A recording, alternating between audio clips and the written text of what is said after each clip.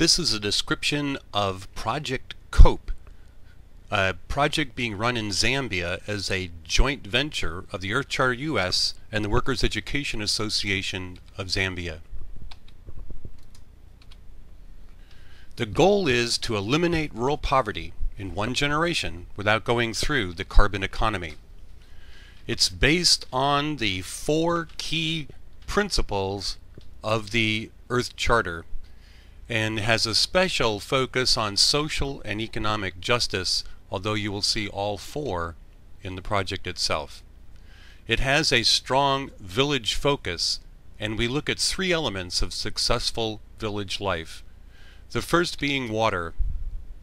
The project intends to eliminate waterborne pathogens and diseases, which will reduce the time needed for travel to distant sources and will make local, regional sources more reliable. Fuel. Through the use of solar stoves and rocket stoves, which are high-tech design, low-tech construction, we feel that we can reduce demands on the natural resources, especially from chopping down the forests to make charcoal.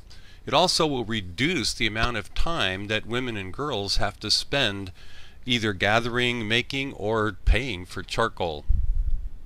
And sanitation. Sanitation will eliminate water contamination from fecal material as well as food contamination, because when people defecate outside, it is often tracked into the house or food preparation areas. And this will be done through the use of waterless toilets, much as the Achi toilets were used in Namibia. If we can solve these 3 challenges for the village, it will give the people time and energy. Time because the girls and women will no longer spend an inordinate amount of time gathering water and fuel, and energy because people will not have to suffer from easily preventable diseases. One of the things that will happen with the energy and time is a more coherent village organization focused on women's groups. These organizations will emphasize cultural practices, education, group projects, bottom line, whatever the community chooses. The men's group will be able to increase their traditional roles in farming and manufacturing and marketing their goods. Here's one model for building a local economy that's based on partnerships rather than microloans, or what are called equity loans.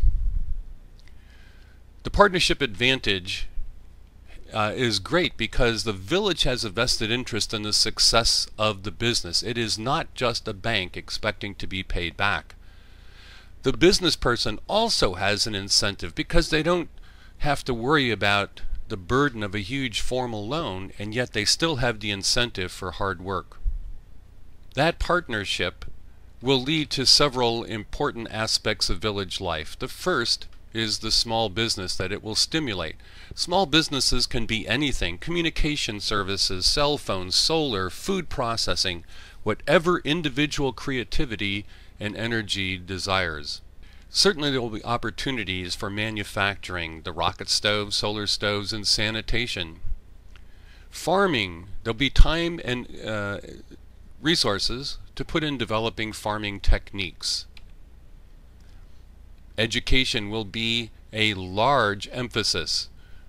Educating girls is the most closely linked aspect to improved village life. It not only increases the education of the girls, but of the children in the village in general, and it increases the general knowledge of the village.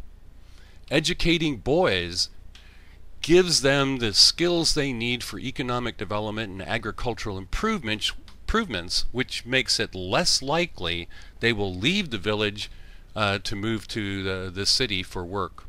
And for the adults in general, it allows them to learn the skills to put in solar systems, to do economic development in local marketing, and to improve agriculture. This leads to a political voice.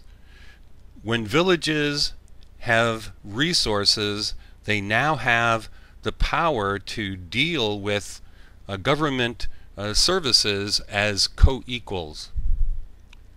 And of course, as the capital in the village increases, it allows for larger investments like schools, clinics, pumps, food processing, solar energy projects.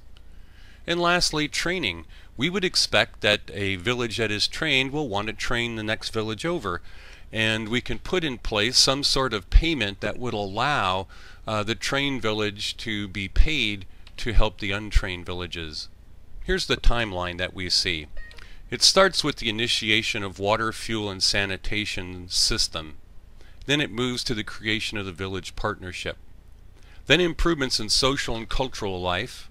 Finally, building the capital and moving up to the political demands. So that's the outline of Project COPE, to eliminate rural poverty in one generation without going through the carbon economy.